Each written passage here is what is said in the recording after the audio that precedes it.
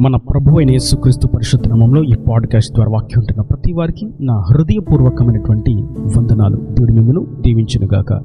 సమూయేలు 2వ గ్రంథము 22వ అధ్యాయము 32వ వచనం. యెహోవా తప్ప దేవుడేడి, మన దేవుడు తప్ప ఆశ్రయ దుర్గమేది.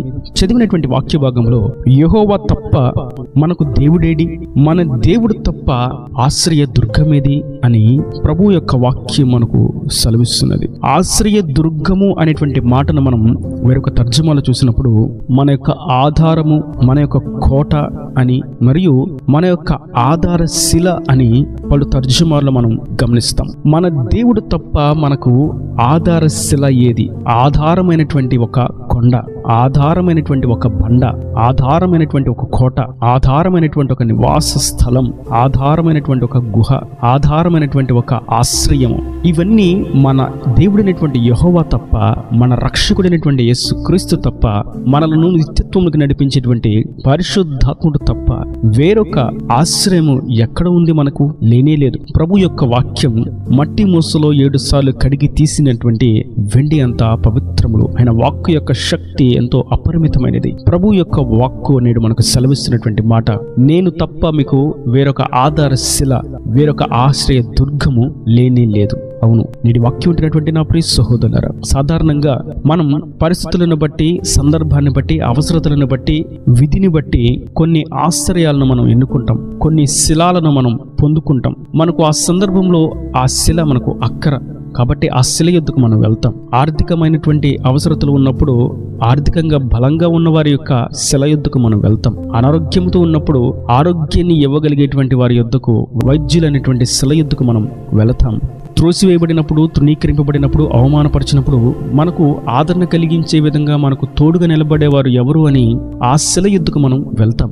ఒకవేళ అవమానపరిచి, దూషించి, బాధించి, కొట్టి, త్రోసివేస్తే రక్షక భటులు రక్షణ కల్పించేటువంటి శిల యొద్దకు మనం వెళ్తాం. చదువులకు సంబంధించి జ్ఞానము కావాలి, ఈ విషయంలో నేను అనేకమైన విషయాలు తెలుసుకోవాలి అని అనుకున్నప్పుడు పాఠాలు చెప్పేటువంటి ఉపాధ్యాయులు అనేటువంటి శిల యొద్దకు మనం వెళతాం. ఇలా మన యొక్క అవసరతలను బట్టి, మన యొక్క అక్కరలను బట్టి అనేకమైనటువంటి శిలలను మనం ఆశ్రయిస్తూ ఉంటాం. అయితే వాక్యం సెలవిస్తుంది, మీ యొక్క అక్కర ఏదైనప్పటికీ, మీ యొక్క పరిస్థితి ఏదేమైనప్పటికీ, మీ యొక్క స్థితిగతి ఎలా ఉన్నప్పటికీ మీకు యెహోవానైనా రక్షకుడినైనటువంటి నేను తప్ప వేరొక ఆశ్రయం లేదు, వేరొక రక్షణ లేదు, వేరొక ఆధారశిల లేనే లేదు. మీకు రక్షకుడిగా ఉన్నవాడను నేనే. మిమ్మును రక్షించి, విడిపించి, విమోచించి విమోచన గానములతో ఆనందింపచేయవాడను నేనే. కాబట్టి మీరు వేరొక ఆధారశిలను ఎన్నుకున్నట్లయితే అది తాత్కాలికమైనదే.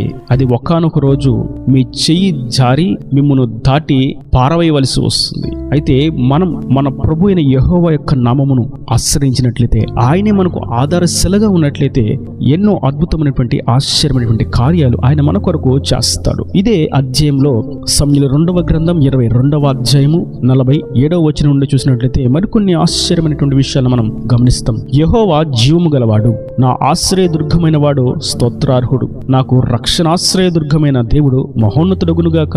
ఆయన నా నిమిత్తం ప్రతిదండన చేయు దేవుడు, ఆయన నా నిమిత్తం పగ తీర్చు దేవుడు.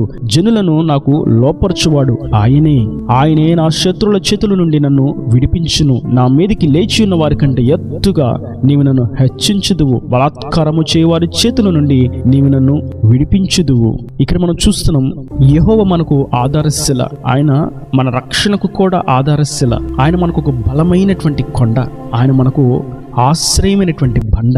ఆయన మనకు ఆశ్రయంగా, ఆధారశిలగా ఉన్నట్లయితే మనకు కలిగేటువంటి ఎన్నో దీవెనలను ఇక్కడ మనం చూస్తున్నాం. ప్రతిదండన చేయ సందర్భంలో మన నిమిత్తం ఆయనే ప్రతిదండనను చేస్తాడు. పగ తీర్చుకునే సందర్భంలో ఆయన మన నిమిత్తం పగ తీర్చుకుంటాడు. మన శత్రులను మన చేతికి అప్పగిస్తాడు, వారిని మనకి లోపరుస్తాడు.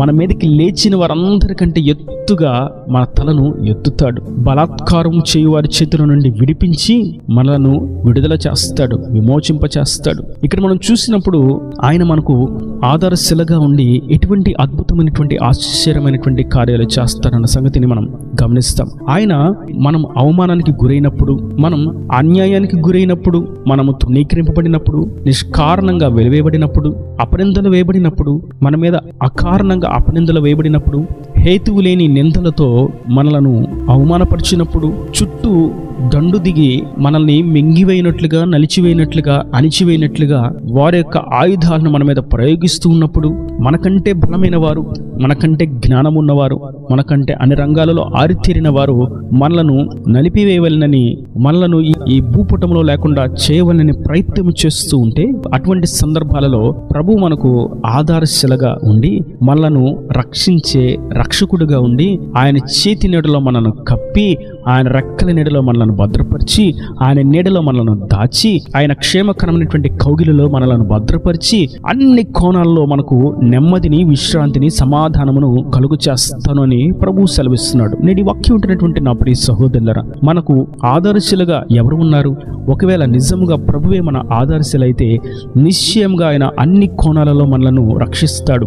చదువులలోను, ఉద్యోగంలోను, వ్యాపారంలోను, ప్రయాణాల్లోనూ, కుటుంబాలలోను, వివాహ విషయంలోను, సంతానం విషయంలోను, గృహాల విషయంలోను, అన్ని విషయాలలో, అన్ని కోణాలలో ఆయన మనకు క్షేమాన్ని కలుగు చేస్తాడు. ఒకవేళ ఆయనను మనం ఆశ్రయించకపోయినట్లయితే, ఆయన మనకు ఆదర్శలుగా ఉండనట్లయితే, పగ తీర్చుకుని వారు, ప్రతిదండన చేయువారు, శత్రువులు, మనకంటే బలమైన వారు సులువుగా మనలను పడవేటుకు అవకాశం ఉంటుంది. కనుక ఆయనే మన ఆదర్శశిల అని ఆయన ఎద్దుకు మనం వెళ్దాం. చిన్న చిన్న విషయాలను బట్టి, అల్పమైనటువంటి సంగతులను బట్టి ప్రభుకు దూరము కాక, మందిరమునకు దూరము కాక, ఆయన సన్నిధిని ఆరాధించడానికి, ఆయనను స్తుతించడానికి, ఆయన యొక్క శ్రేష్టమైనటువంటి ఉపదేశాన్ని చెవియొగ్గి ఆలకించడానికి, ఆయన ఆజ్ఞలను తెలుసుకునడానికి, ఆయనకు నచ్చిన విధంగా జీవించడానికి, ఆయన పరిశుద్ధాత్మ యొక్క శక్తి చేత ఈ లోకంలో నడిపించబడడానికి మనలను మనం ఆయనకు అప్పగించుకొని ఆయన సన్నిధికి చేరినట్లయితే, నమ్మకంగా, యథార్థంగా, పూర్తి విశ్వాసముతో ఆయన మీద ఆనుకున్నట్లయితే,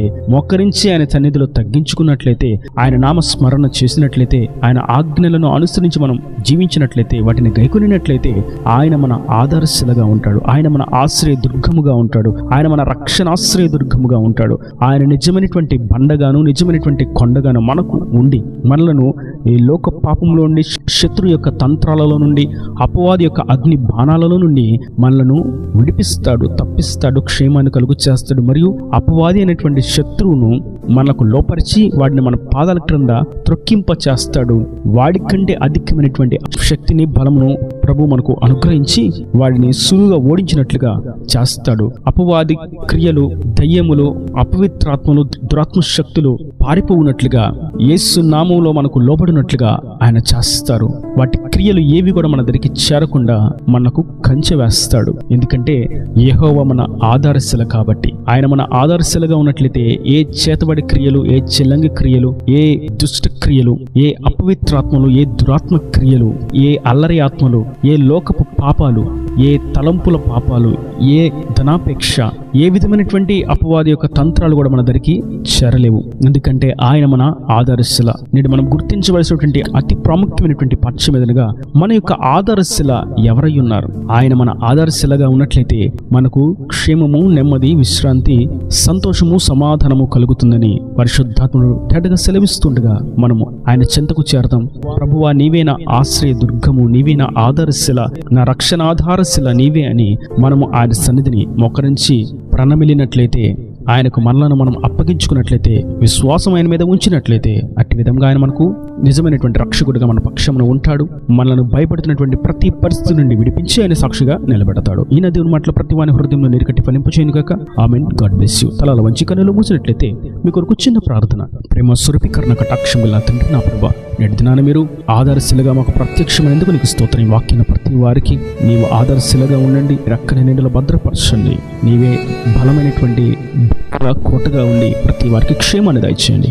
ఇంకా వారి ప్రతి అవసరతను, అక్కర్ను నీ మహిమలో తీర్చండి. ప్రతి వారు కూడా నీవేన ఆదర్శలని, నీవేన ఆశ్రయ దుర్గమని ఒప్పుకుని ఉన్నట్లుగా కృప దయచేయమని, ఈ రాకడ రాజ్యాన్ని మమ్మల్ని అందరినీ సిద్ధపరచమని యేసు పరిశుద్ధ నామమున ప్రార్థించి వేడుకుంటున్నాను తండ్రి. ఆమేన్. ఆమేన్.